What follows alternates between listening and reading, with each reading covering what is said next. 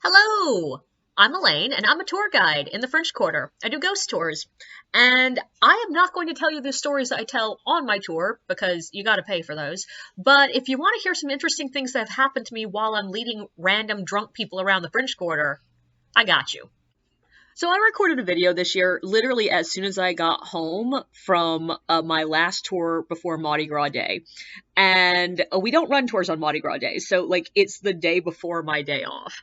And that seemed like a great idea at the time because I was like, oh yeah, you'll get to hear fresh stories and like, yeah, maybe the weird gruff graveliness of my voice from having shouted out my voice will sound cool. But I was just playing it back while I was making the video and no, I'm just, sound exhausted and incoherent. So I'm going to retell those stories. Now, I will say, this Mardi Gras, not that chaotic for me. The weekend of was comparatively calm. But I did walk away with a couple of interesting stories. The first one happened, I think, like the Friday before Mardi Gras. And I had a relatively small group, because that's the other thing about Mardi Gras this year. Like, we didn't have booked out full tours this year. Like, it was, I think the biggest tour I had all weekend was like 20 guests. But that's great. That makes my life a lot easier. But I had a group that was only like maybe 7, 8 people, and we were walking by a spot over by the convent where there's a house that has been under construction forever. And there's a giant, like, construction style dumpster out front. And as my group is walking by, I look up and see a man standing, or really squatting, in the dumpster. And I sort of turn to my guests and go, okay, so that's a guy shitting in a dumpster. And right as I'm saying this, the gentleman sees us and starts screaming stuff about like, oh yeah, this is me shitting in a dumpster. I'm shitting in a dumpster. Don't judge me. I'm just shitting in a dumpster. And I'm sort of like looking at my guest going like, this is actually not that bad. Like objectively, I'd prefer him to shit in a dumpster than on the street. Cause like at least in the dumpster, it's contained. Everything in there's getting thrown out. Like, option number 1 is a toilet. Option number 2 is directly in the sewer. Option number 3, yeah, dumpster. Shit in a dumpster. But it seems the guy thinks I'm talking about how bad he is for shitting in a dumpster because he gets all offended and starts screaming about, like, you can't tell me not to shit in a dumpster. I am doing what I have to. Fuck you. And that's all well and good and whatever, dude. But right as my group is walking by him, he looks down and makes eye contact with one of my guests, who happens to be an African American woman.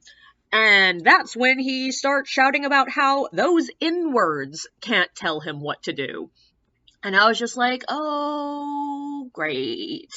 What had been a fun, hilarious, possibly weird story for these people to tell when they got home just turned into casual racism. So I just hustled my group by and checked on them and was like, y'all okay? And they were like, yeah, it's fine.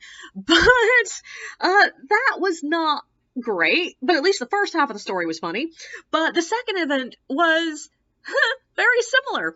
I was walking by one of the police barricades, which, if you've never been in New Orleans during the busier seasons, there are 3 kinds of police barricades you'll see. The ones that are literally just a plank of wood that they set across the road, which nobody pays attention to. People just move that, like, stand and drive by, and sometimes they move it back, sometimes they don't.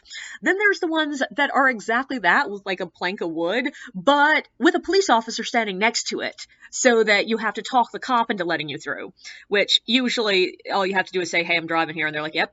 But there's the third ones that are the absolute no-go, you aren't driving here, that are actual steel barricades. They will destroy your car. But this was the middle range. There was basically a sawhorse with a plank of wood and a cop.